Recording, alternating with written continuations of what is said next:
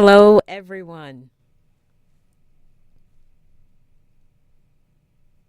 Welcome to Sign1News virtual chat. I'm Sign1News anchor Christopher D. Johnson.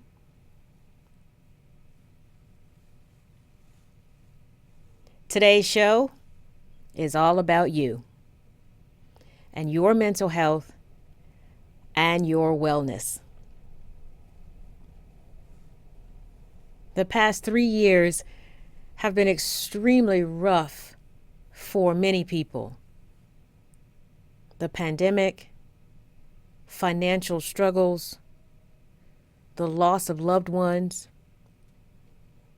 feelings of isolation and loneliness. But you are not alone.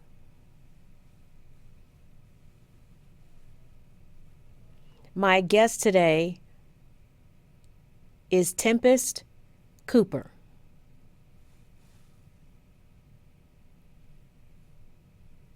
She is a clinical case manager and ASL therapist at Deaf Community Counseling Services, Felton Institute in California. She is joining me today to provide information, resources, and most importantly, hope for people who are struggling mentally and emotionally. Tempest, welcome. Hello. I'm happy to be here.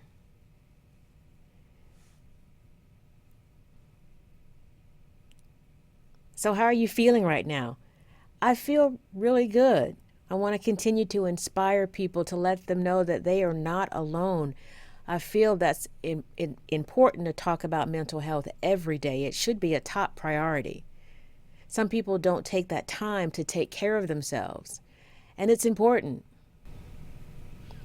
So I'm here to inspire other people who may feel like they don't have a voice, and to let you know that you're not alone. I agree with that. You have definitely the ability to inspire people and connect with people. I'm looking forward to breaking those barriers. According to recent studies, in fact, mental health related emergency room visits and revisits are on the rise among children. And we have reported on several celebrity suicides this year.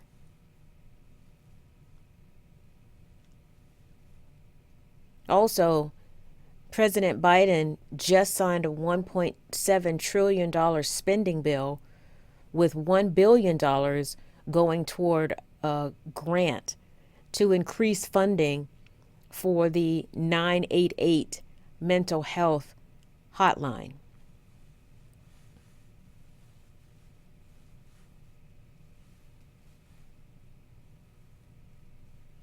I do have several questions for you, including my own questions.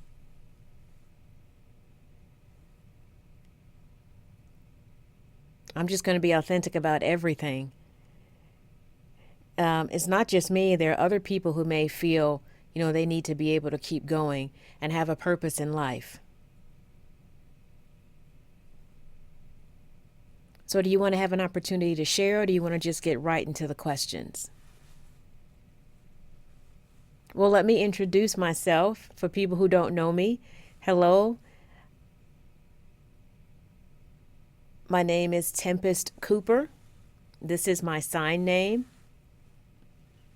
I'm from North Carolina. I went to Gallaudet University. I have a master's degree. Also, I'm a domestic violence survivor. I'm happy that I overcame that situation.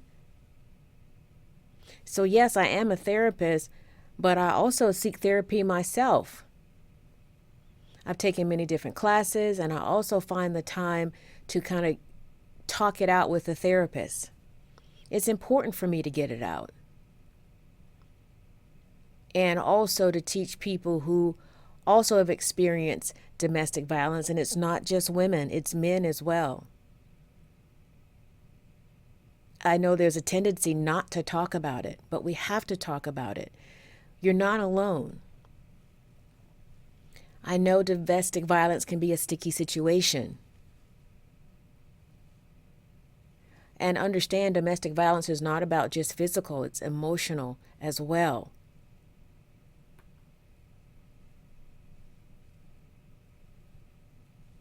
That's one of the reasons I became a social worker, to give back to my community. I know the struggles. I understand.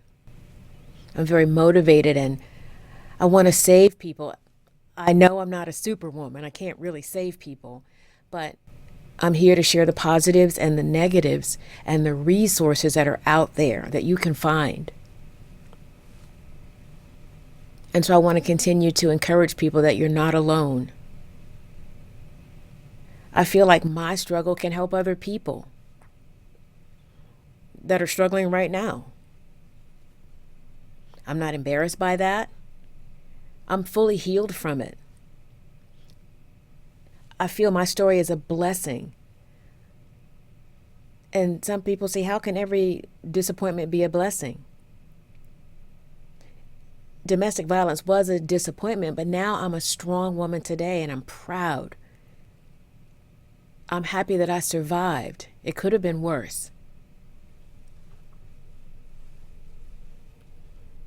I want people to know that we all go through shit in our lives. We do. So I'm just here to try to empower and encourage people who may be feeling isolated, to help them come out of the dark, out of their dark past. Thank you for sharing that. It was beautiful, a beautiful story about who you are.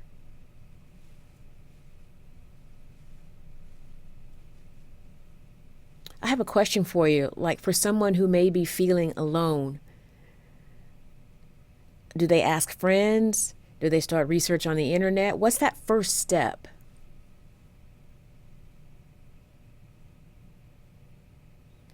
For anyone who wants to find help, and first they have to be ready to find help. That's the first step. And then if you have friends that you trust, family that you trust, or a therapist. I know some people feel that's a sticky situation as well, to have a therapist. I don't want to go see a therapist. People think I'm crazy. No, you're not crazy. It's okay to see a therapist. Like I said before, I see a therapist myself, and I'm a professional. I'm not embarrassed by that. If you don't feel good, talk to a therapist. It's good for your mental health. Also, there are different resources. There are national deaf therapists as well. There are other good resources for that. For the deaf and hard of hearing community.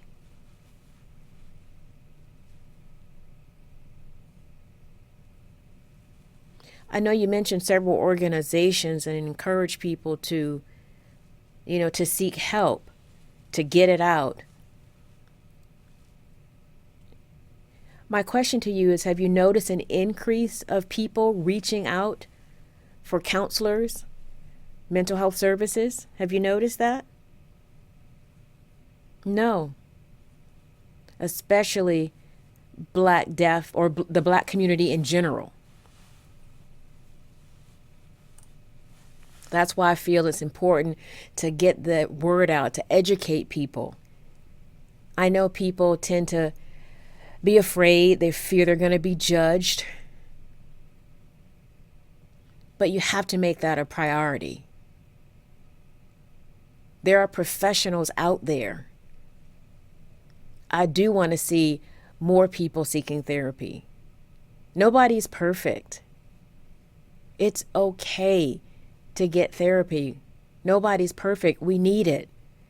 I'm hoping that we can talk more about it.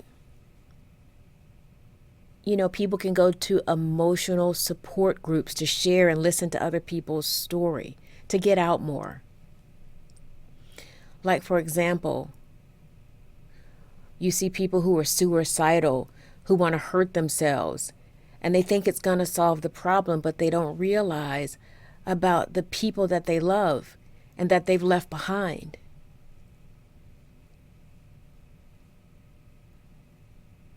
So I noticed this year, particularly in 2022, so many famous people.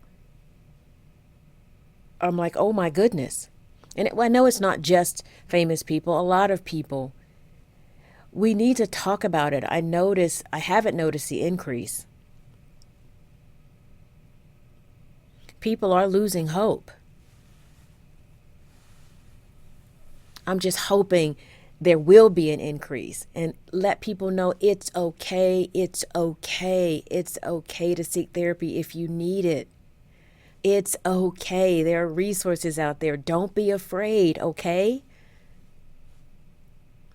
So the first step is to talk it out. You start feeling better. You start building your mental, physical, emotional connections. The big challenge, possibly, is maybe finding medical care or medical insurance. I'm curious about your opinion on insurance. Is that a barrier? Specifically, insurance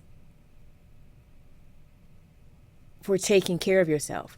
Well, insurance can be complicated and challenging. I wish it were more of a free service for people who don't have insurance so that it's covered. That can be a struggle. One of my goals is to open an agency where the services can be free for people who don't have insurance.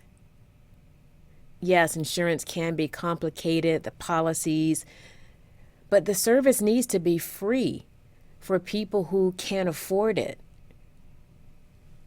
I know it can be really expensive, and it's very challenging, and it's a challenge that people face, that they just can't afford the services. We should make it more affordable. It should be a priority. Just like when you go see a doctor or go to the hospital with your medical bills, insurance pays for your health and that. I think the concept should be the same. I think it should be a free service for people who are trying, but their excuse is, I can't afford it. And insurance may not cover everything. Facts.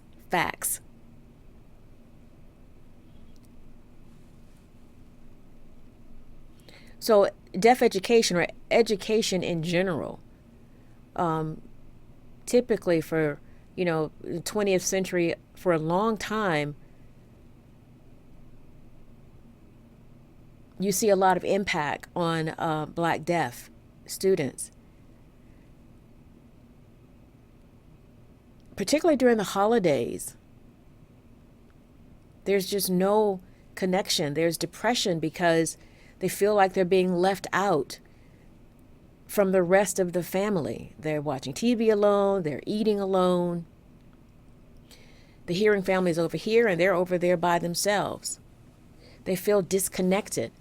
What's the best approach or strategy for coping with that situation? And maybe that's not the right sign I should use. Maybe the right way to get through feeling confident so you're not depressed in that type of situation. I feel like a lot of hearing families don't learn sign language.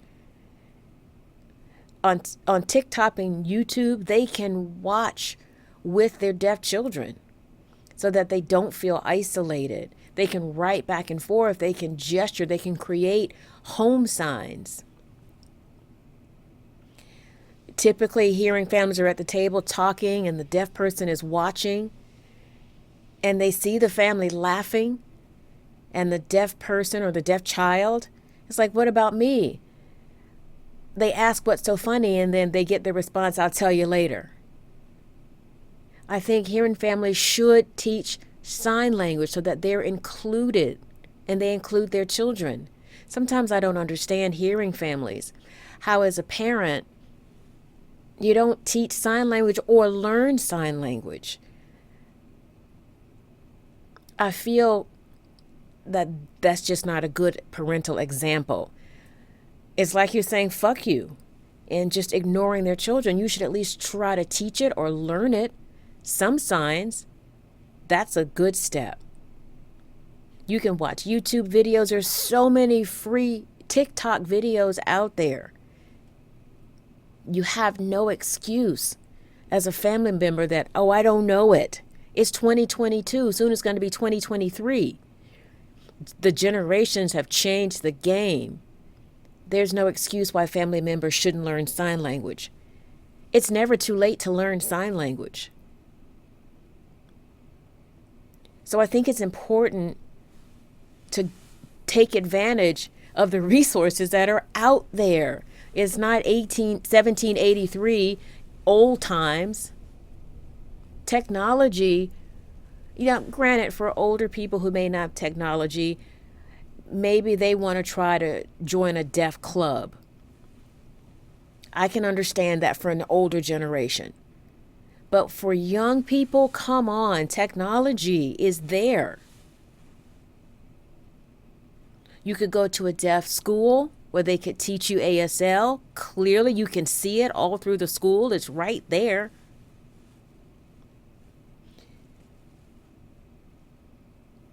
I think we need to have better connections between the deaf schools, the deaf advocates, and the organizations and families. Many times you mention intergenerational families with older and younger people. That's a great opportunity to pass down information. That's really deep. I noticed you mentioned TikTok as well, watching social media videos. That requires a collaboration between advocates sharing with families so that they'll know who to watch. It's their responsibility to share that information as advocates. Also, in the school system, when I was growing up, I noticed they didn't have Black social workers who looked like me. So I'm just going to be honest, I didn't feel comfortable with the white social workers. I didn't think they understood me, could relate to me, or understood my culture.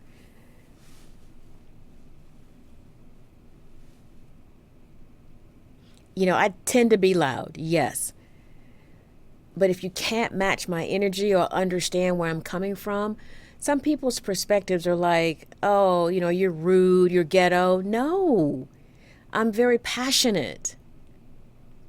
So I see other Black children, and I can see why they wouldn't go to a white social worker. They say, Miss Tempest, I want a social worker like you who understands me, who looks like me. And I'm like, okay, I see.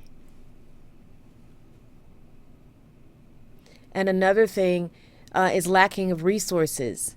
Maybe the school system, not even maybe, I know that there's an oppression in the school system where they're not hiring enough BIPOC social workers, just ignoring them and just hiring white people, always hiring white people. I see that lack in the school system. We need to see more BIPOC social workers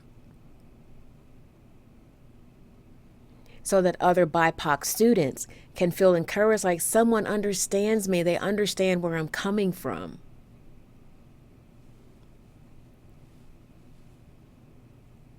Yeah, when it comes to their culture, we need that loudness. Speaking of you, two things, Black and deaf. Those two lenses. You have white deaf, you have Black deaf people, you have Black hearing people, white hearing people. Two different perspectives. And oftentimes, what was that saying? Malcolm X mentioned the respect for women on earth, Black women. It's amazing. Now, related to this, your advocacy and passion, you were talking about black deaf men. Yeah, we need more. There's that struggle that you have to feel tough, and at the same time, the struggle that you have to feel soft. You know, sometimes you feel ashamed and you hide your feelings. You think I don't need to seek out a therapist. What's your advice for black deaf men who oftentimes, feel the need to be perfect? A society's looking at them like you can't make mistakes, so they have to be tough. What's your advice for black men? Oh, I do understand that society, black men are taught to be strong. And if you show your emotions and you're a pussy or you're weak, no. It's okay for black men to cry. My husband cries all the time. I'm not going to judge you. I feel it's very important for black men. You have feelings too, not just women. I feel that black men, maybe if they found a group of professional black men, they could talk about it too, talk about their struggles. I think society is very judgmental about black men should behave a certain way. I think that's why there's a high suicide rate for black men. I noticed that. A perfect example would be with Twitch. They're thinking maybe if I hurt myself or if I kill myself, peace out. Twitch is a perfect example of that. He was a kind of person who was going through depression, but he's a perfect example. People saw him as happy all the time. He was dancing. No one knew what he was going through. His death, wow. I'm still shocked today. I saw his situation. Please talk to me. If you can't talk to me, talk to someone man to man. But we need you. Our black boys need you. Who's going to raise a black king? I can't. You are leaders. Your emotions matter. They do. It's okay to be pissed off, to cry, to be happy and excited. But when you go to that dark place and you can't get out, please.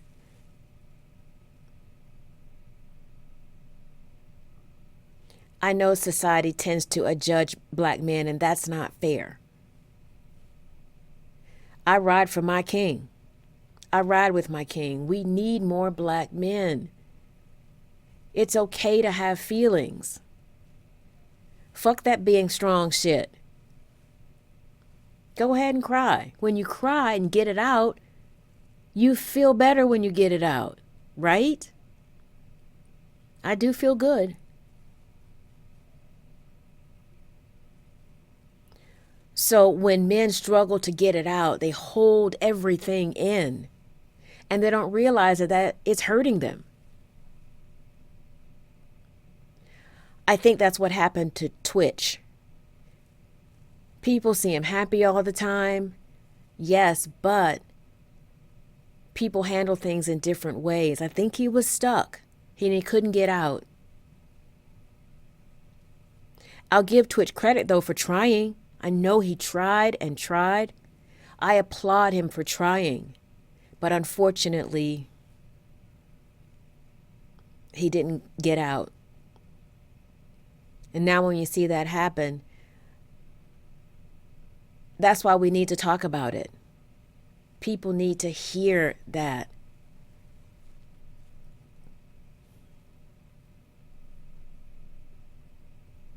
It's deep.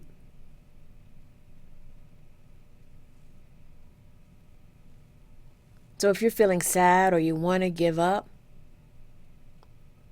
don't give up. You have options. I'm not judging any black man. It's not a weakness. No, it's not. Everyone has feelings. We can't sit here and lie that we don't. Oh, no, that didn't happen to me. No.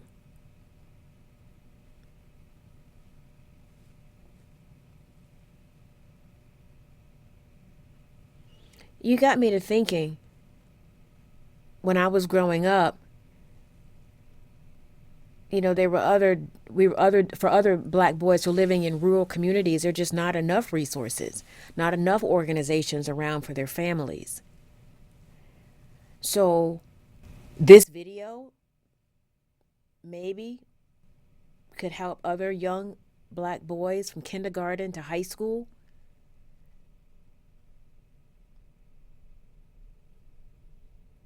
How can they seek out therapy when it's so expensive? Are there enough professional therapists and counselors in the schools? I know we mentioned schools a couple of times. I am concerned about the school to prison pipeline. How do we avoid that? How do we talk it out for the boys to feel safe? What are your thoughts on that? First of all, that's a good question. For young black boys to find help and services so that they know they're not alone. There are videos out there. Maybe this video will change the future generation.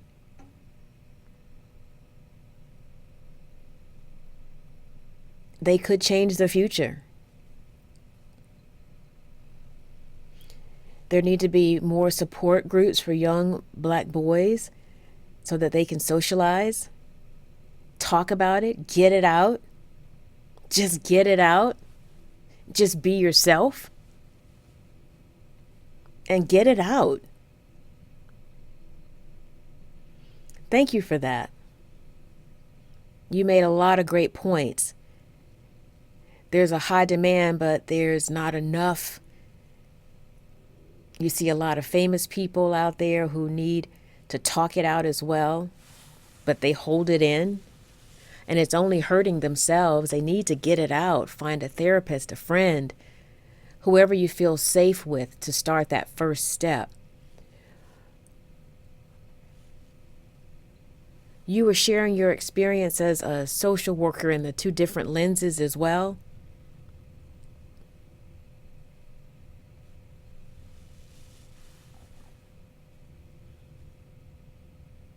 I feel we do need to talk about it and let our feelings just be free and express how we feel and not say that my feelings aren't important. They are important. We've got to understand that we are a strong people. We are a very strong people. But mental health and depression is real. Anxiety is real.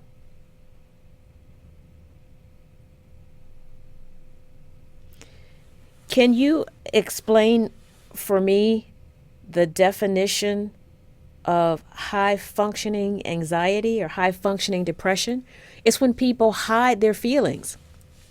It means it's a person who's happy all the time, just going through life, who dances and is excited, but always hiding their emotions as well. And not sharing their feelings. They're hiding their feelings behind a mask. I keep using Twitch as the example, but he's a perfect example of a high-functioning depressive.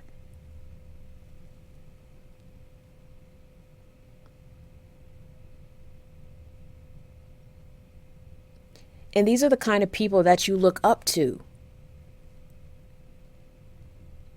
They may be having a horrible day, but when you watch them on television, they're all upbeat and they change their emotions. That would be a high-functioning depressive. you can't really look at the person because they're hiding their emotions and their feelings.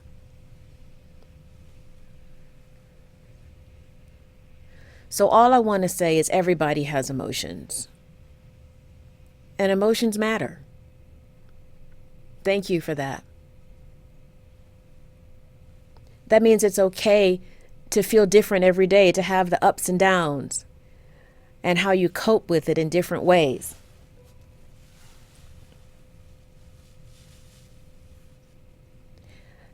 I express my feelings by going to Zumba. I dance. That's my way of getting my feelings out. I'm a first-time mother. I'm always working as a mother. I'm cooking. I'm listening to clients all day. I had to find a way. And Zumba is my way of dancing and getting it out. I feel so good by getting it out and releasing. I do believe, people have spirits and energies that can attach to you. And so I had to find a way to get that off of me, get that shit off of me. I'm hearing problems all day long. Also, I'm a mother. I'm taking care of a baby boy. That's a lot.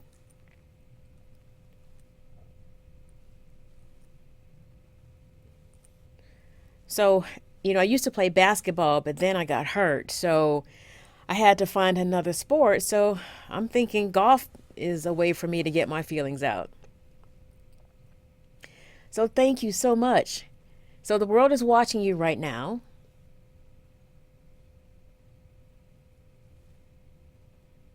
They're having emotional experience and about how they feel. How about taking those first steps forward and taking care of their health and wellness? How can the world find you? Do you have a social media platform, website?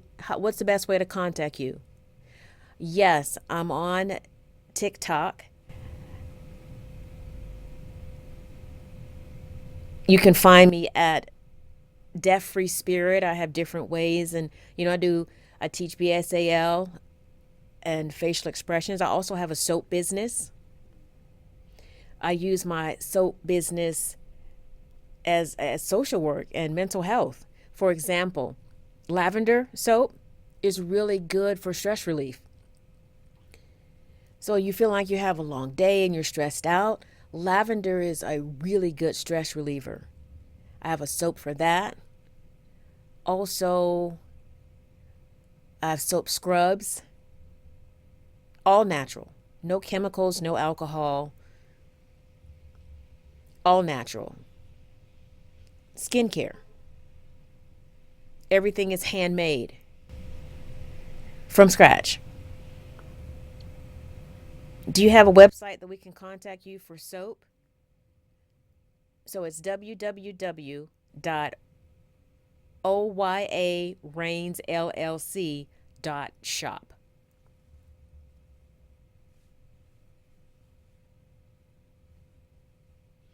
Also, I'm on Instagram. My personal Instagram is Temp Deaf Rude Gal. I'm Jamaican. I'm representing Jamaican culture. Tell me more about you. I thought I heard that you were one of the Divine Nine members. Yes, I'm a Zeta Phi Beta.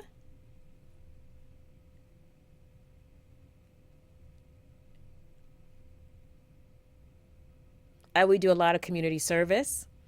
Also, I teach my sorority sign language and deaf culture to break the communication barrier, to let them know deaf people can do anything. People tend to oppress deaf people like you can't. And I'm like, no, deaf people can do anything. Also, I'm a former pageant, Deaf USA. I went to Russia and competed there. It was a really, really good experience for me. I remember I won third place. It was just a good experience to have, to network with other deaf people around the world and from different countries. It was a very good experience to have. Yep. You are a powerful woman. I'm also a motivational speaker. I enjoy talking to people, giving back to the community. It's not all about me. I think social workers give a lot to the community. Social work is a lot of work. It can be very exhausting. Yes. We really appreciate you. Thank you. We really do. I'm looking forward to a graduation speech in the future. I'm going to be there. I'm so proud of you.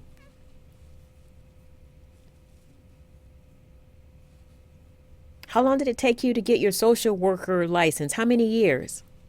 It took me 3 years. My clinical license,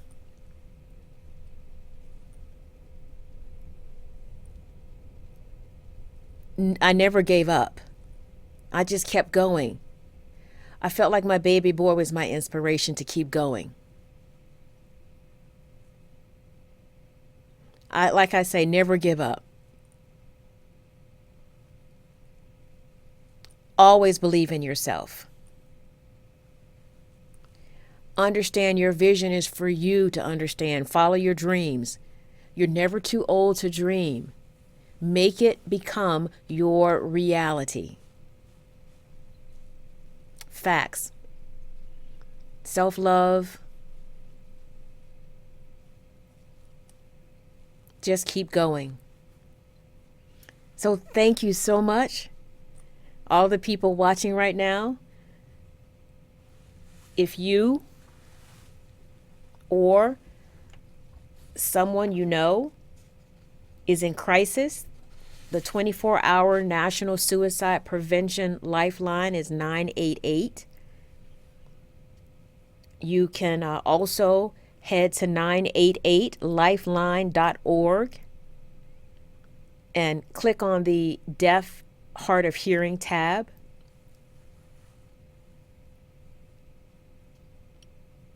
Again, thank you so much, my sister. I love you. I'm proud of you too. Thank you. It's not easy. It's not easy. It's important to talk it out, get therapy. In all honesty, I'm in therapy right now, and I am not apologetic. It's been a long time, but I'm not giving up.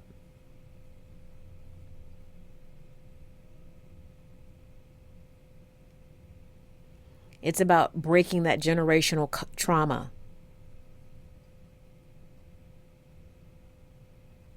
I mean, how many years have the Black deaf community been taking care of itself? So finally, we're growing. So thank you again.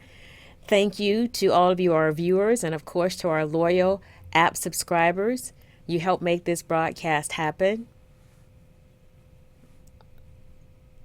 As always, we like to end each virtual show with words of inspiration, words that will hopefully help you dream a little bigger, aim a little bit higher, and find the courage to be a little bolder.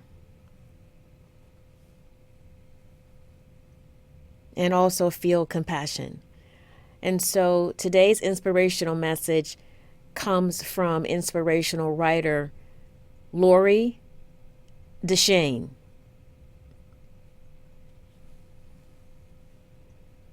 It says,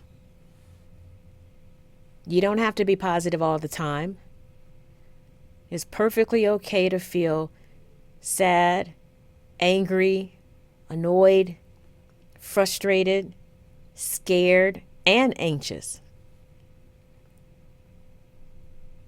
Having feelings doesn't make you a negative person. It makes you human. Period. And that's it. Here's wishing you a happy and healthy new year. Good night.